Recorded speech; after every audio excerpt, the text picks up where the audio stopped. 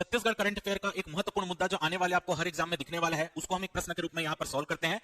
Question है, निम्न में से कौन सा कथन सही है? नवा रायपुर में भारत का पहला AISEZ विकसित किया जा रहा है, यानी स्पेशल इकोनॉमिक जोन, विशेष आर्थिक प्रक्षेत्र विकसित किया जा रहा है। AI डेटा सेंटर का विस्तार 13.5 एकड़ में होगा, जिसमें से 2.7 हेक्टेयर का हिस्सा विशेष आर्थिक क्षेत्र होगा।